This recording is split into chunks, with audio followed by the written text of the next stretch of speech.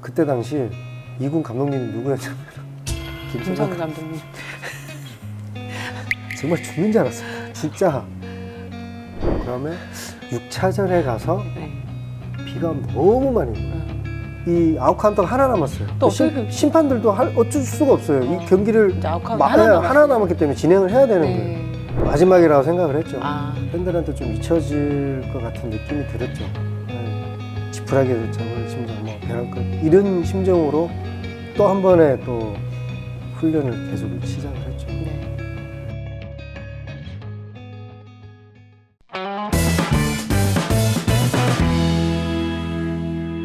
선수 생활을 이야기를 할 때 이제 선수 강동우는 딱 그 첫 해가 정말 조금 인상적이었어. 의외였죠. 그 삼성에서 1차 지명을 받으셨잖아요. 네, 대학 졸업하고. 투수도 아니고 네. 대조 선수를 1차로 지명을 받았다는 것도 저는 되게 신기했습니다. 운이 좋았죠. 그때 투수가 좋은 투수가 없었죠. 그때. 그게 계보가 있잖아요. 예, 강동우, 박한희, 구자욱. 그러니까 예, 신인 외야수 3할 타요. 근데 이제 구자욱 선수는 중고 신인이니까 순수 신인 3할을 네. 처음 스타트를 끊으신 분이란 말이에요. 맞습니다. 네. 또 제가 또 좀 그때 당시는 발이 빠르다 보니까 네. 스피드가 있다 보니까 뭐 기습번트 대사 뭐 이런 걸로 해서 아마 제가 좀 그런 장점을 살려서 3할이 되지 않았나 그렇게 생각하고 있습니다. 뭐 그 날짜를 기억할 수밖에 없죠. 10월 한 16일 되나요? 맞습니다. 네, 맞나요? 10월 중 가을에 98년 10월 프로야구전 할 때죠. 예, LG랑 했을 때. 네. 기억납니다. 너무 큰 충격이었죠. 그때는 또 방콕 아시안 게임을 또 가기로 또 약속을 다 해놓은 상태고 테이블 세타를 제가 그때 맡고 그러니까요. 있었기 때문에 네. 좀 많이 출루만 해주면은 뒤에 좋은 힘 있는 타자들이 많기 때문에 얼마든지 타순에 돌아갈 수 있게 이렇게 제가 앞에서 테이블 세타 역할을 했기 때문에 순조롭게 돌아갈 수 있는 그런 느낌이었거든요. 네. 사람들이 그런 얘기 많이 하죠. 동안의 인생이 바뀌었다. 뭐 이런 얘기를 정말 야구 좋아하시는 분들은 그런 얘기를 많이 하는데 인생이 그렇게 좋게 돌아가진 않은 것 같더라고요. 그게 가장 어렵잖아요. 이제 부상에서 복귀해서 경기를 뛸 때 그 펜스에 대한 그 트라우마가 분명히 있습니다. 있죠. 예. 네. 있어요. 분명히 있고 공이 또 몸쪽으로 들어오면은 왼다리에 또 맞을 것 같은 이런 느낌도 트라우마가 있어서 굉장히 그런 쪽으로 조금 항상 좀 불안감이 있었죠. 네.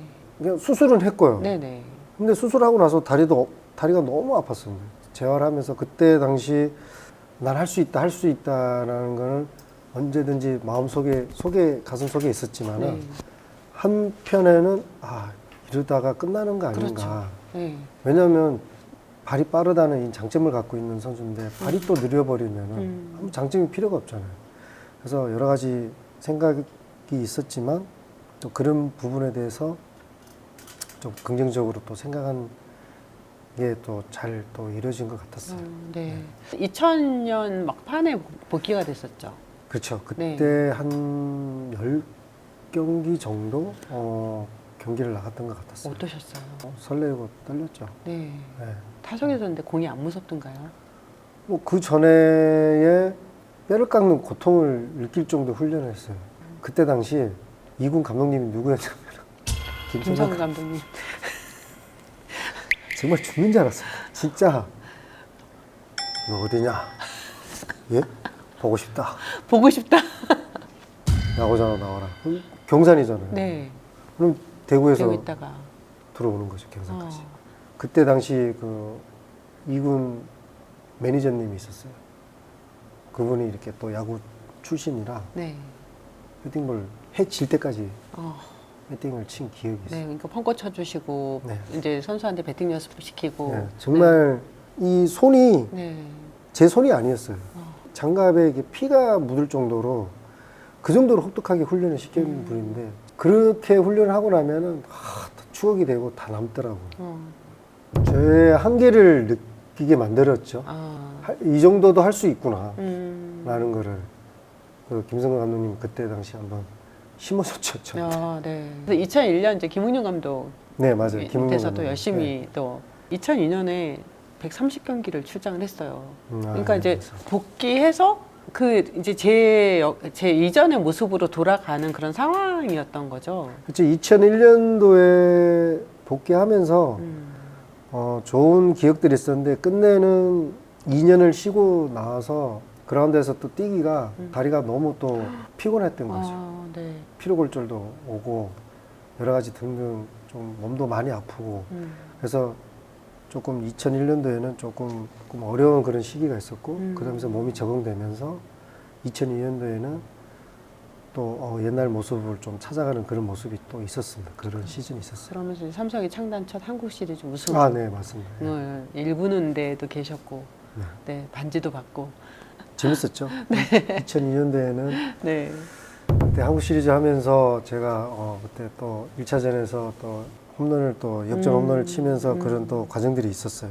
네, 그래서 이거는 무조건 우승을 해야 되겠다. 2002년 한국 시리즈 우승이 굉장히 아름다운 또 추억이었다면 2004년 한국 시리즈는 많이 비난을 받았던 상황이었어요. 그때는 정말 비가 오면 야구를 취소를 해야죠. 그때 비가 엄청 왔었습니다. 그때 현대화 갈 때 비난을 좀 받았던 게 뭐냐면 조영준 투수 마무리 투수였는데 그때 주자가 만류가 된 상태인데 연장 12회 말 2사 만루 찬스. 네, 그때 갑자기 생각지도 못한 공이 몸쪽으로 들어오게 된 거예요. 네. 근데 나는 그 공을 맞았어야 되죠. 네, 그렇죠. 이 다리가 왼 다리가 그때 당시 왼다리였어요. 왼다리에 저도 모르게 빠지더라고요.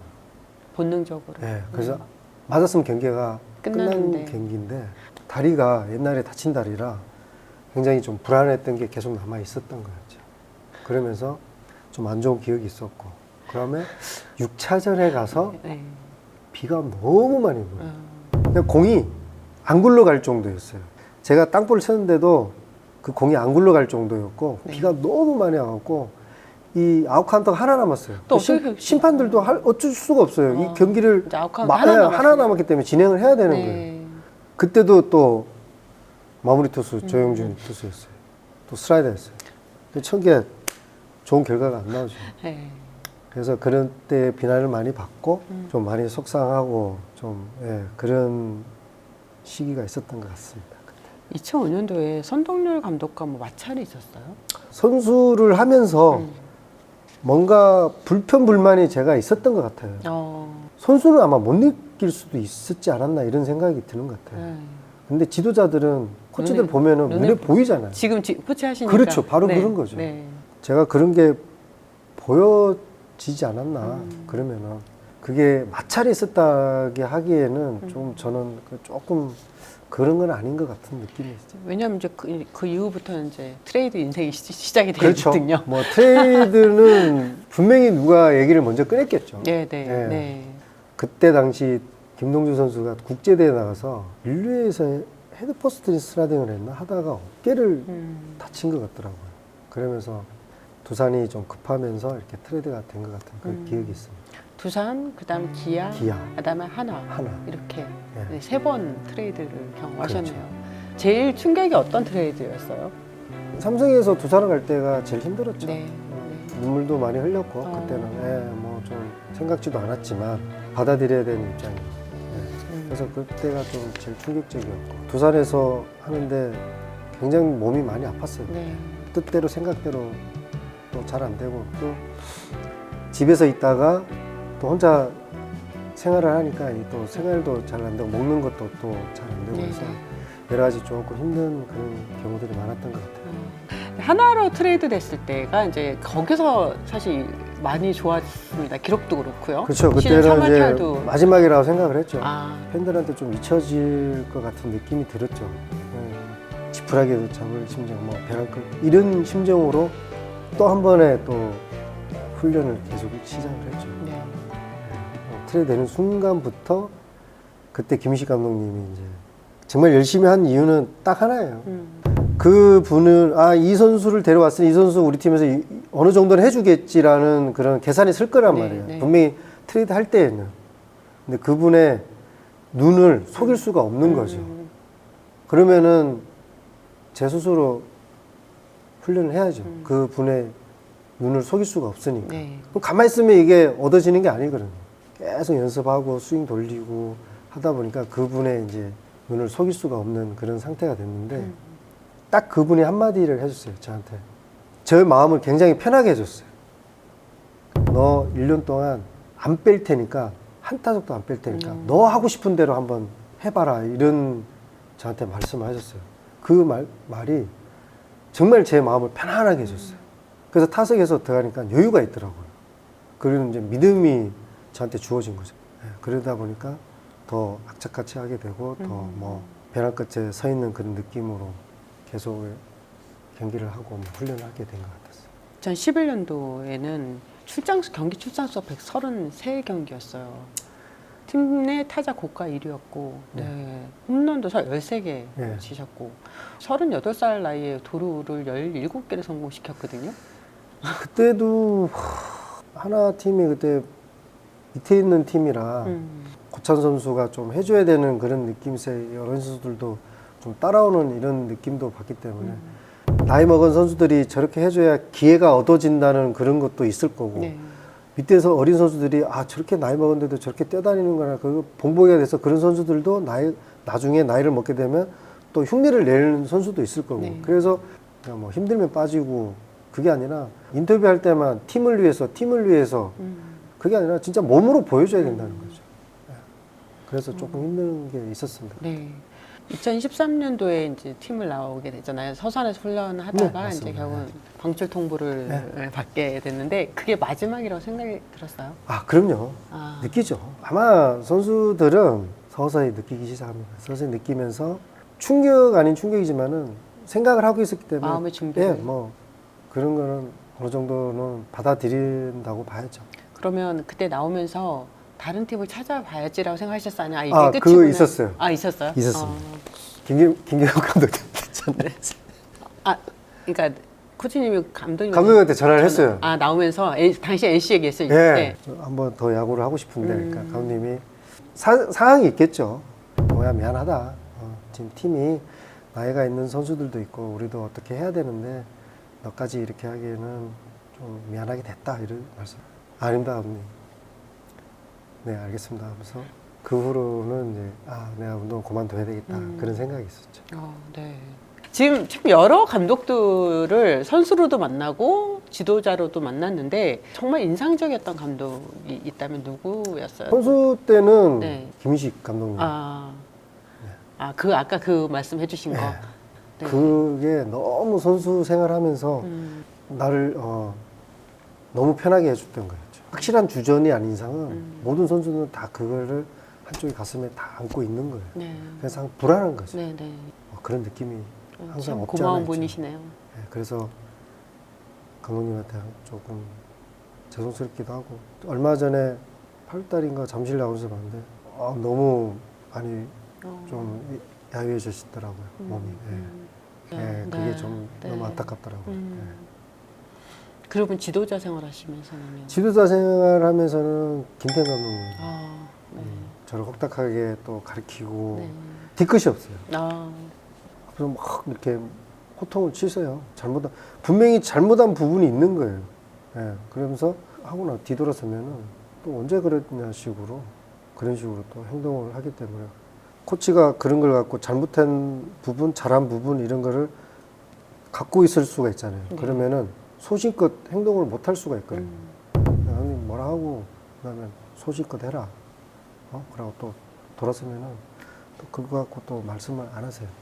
시즌 중에 코치들이랑도 술자리도 하고 그러세요? 네. 네. 코치들하고 가끔 이제 좀 잘 경기가 안 풀리고 할 때는 한 번씩 이렇게 저하고 같은 파트에 있는 코치들하고 이제 뭐 특히 술자리가 아니라도 뭐 밥을, 네, 밥을 같이 먹고 먹더라도 네. 아니면은 뭐 차 마시고 있으면서도 아니면 뭐 그런 경기에 대한 얘기 그다음에 뭐 그다음 준비하는 이 과정 뭐 이렇게 했으면 좋겠다. 그래서 그 김남영 코치가 좀 네. 고생을 많이 했어요. 저 때문에. 뭐 별거 아닌데 네. 뭐 좀 이렇게 해줬으면 좋겠다 이래갖고 또 미안하고 그랬죠. 그 코치한테. 분명히 잘 하기 위해서는 코치들이 뭔가 돌파구를 찾아야 되니까 이게 이 김남영 코치는 용병도 이렇게 잘 컨트롤도 잘 하더라고요. 네네. 페레자죠. 페레자 선수. 잘 얘기도 잘하고 그러더라고요. 그래서 그런 면에 봐도 좀 상당히 고마웠죠. 네. 저는 한 4월 달에 올라갔기 때문에 좀 소박소박한 이런 것도 있었는데 김남일 코치가 그런 부분에서는 잘 컨트롤을 해줘갖고 좋은 기억이 있었던 것 같아요. 뭐 외국인 선수 이야기 나온 김에 뭐 선수 시절에 뭐 리즈 선수도 정말 공략을 잘했던 또 네. 선수 한 명인데 여러 선수들 많이 보셨는데 정말 최고의 외국인 선수, 투수, 타자가 있다면 누구였을까요? 외국인 투수는 뭐 분명히 돈을 많이 주고 데려왔기 때문에 잘 던지는 투수들이 있는 건 사실이에요. 네네. 우리 국내 선수들은. 네. 근데 그런 선수들은 당연히 그 정도를 돈 값어치를 해야 되기 때문에 그 정도라고 생각을 했고 네. 국내 선수들이 있었어요. 국내 선수. 지금 이강철 감독님 있죠. 네. 이강철 감독님 볼을 못 쳤어요. 기록 보면 아실 겁니다. 저를 갖고 놀았어요. 저 현역 때. 아니 뭐 많이 연구하셨을 거 아니에요. 연구해도 안 돼요. 안 돼요? 갖고 놀더라고요. 네. 그런 분이 있었어요. 그럼 선수 강동구가 갖고 놀았던 투수가 누구입니까? 뭐 리즈. 아니 그 강석구 투수 볼을 어떻게 잘 치셨어요? 뭐 모든 스포츠는 네. 저는 감각이라고 생각합니다. 네. 거의 제가 타석에 들어갈 때는 네. 거의 노림수를 100%는 아니라도 카운트 별로는 노림수를 좀 해가면서 이거 100% 빠른 볼이 들어올 거라 생각하면은 미리 준비를 하고 있는 거죠. 이 타자는 준비가 미리 준비가 안 돼 있으면은 빠른 볼을 칠 수가 없어요. 네. 이제 마지막으로 사실 그래도 인사 제대로 못하고 나오셨는데 하나 팬들한테 그래도 인사 좀 남겨주십시오. 네, 뭐 하나 팬 여러분 내년에도 하나이글스가 잘할 수 있도록 좀 뜨거운 함성, 그다음에 뜨거운 격려 이런 거를 많이 해주시면은 올해보다 내년이 더 좋은 성적이 나지 않을까 그렇게 생각하고 있습니다. 하나 많이 응원해 주시기 바랍니다. 감사합니다. 어떤 선수인지는 제가 모르겠는데 되게 좋은 결과가 돼서 막 이렇게 막 좋아가지고 어떤 상황이었어요 그게? 그때요. 네. 그때 그 영상 보셨죠? 그때 어떤 거였냐면은 네. 그때 문현비 선수가 대타를 감독님이 대타를 썼어요. 대타를 썼는데 투수가 이병헌 자투수였어요. 네.